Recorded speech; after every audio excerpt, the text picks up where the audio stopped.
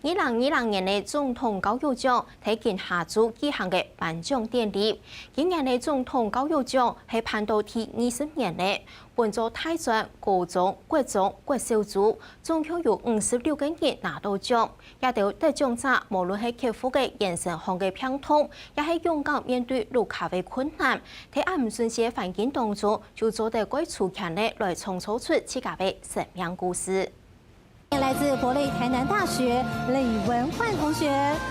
杜總統在任嘅時候，接拍總統教育獎嘅獎座。今年年紀最大嘅得獎者係45歲嘅李武煥，還係苗栗嘅客人。15歲嘅下冇做看唔到咧，書行唔出來，不過最尾佢還係讀3萬，一下讀台南大學讀博士班。同時佢咪係提高孫輝嘅先生，挑一份工作，16讀苗栗返回自家嘅家鄉。從來強養安尼四種嘅學生嘅同時樣嘅就會天數啦，安尼，因為係提供係嘅四種嘅專業。在我哋苗栗啦，冇做中南部，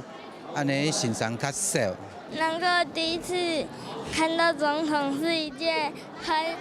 榮耀的事情。佢小6年生嘅繞繞美同學，當歡喜嘅分享，今年長12歲嘅佢，出世嘅下只會腦性麻痹，從小行動唔理片，還係要扯到起身，差啲都冇命。面對身體嘅病痛，未係唔會叫，唔會超人，為體諒武漢人嘅辛苦，唔希望挫損武漢人嘅壓力，就算身體唔理片，還係老阿爸強下挑戰，只有風你天見小學，全台超過8例嘅挑戰，態度動樂觀。是因為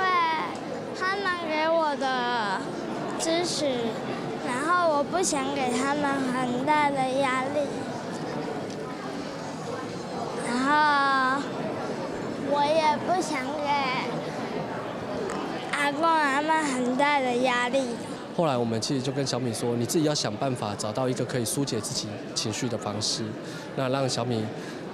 就是他現在其實他就會開始慢慢是覺得說，他心情不好，他就開始唱歌，對，那就慢慢的其實他就一直保持着就是會比較開朗的心態來面對這一些事情。今年每週一號好貼皮嘅部分，度假年內嘅林如謙同學，唔下有其他兄弟姊妹，佢係第4屆得到總統教育獎嘅成員。雖然熱愛讀高聲嘅，不過都體育專長方面當優秀，一擺得獎總共有56個同學。不過面對生命嘅難關，都做得當擔咬，要堅強嘅去克服，讓社會傳送正向嘅態度。客家新聞網人車千米台北報道。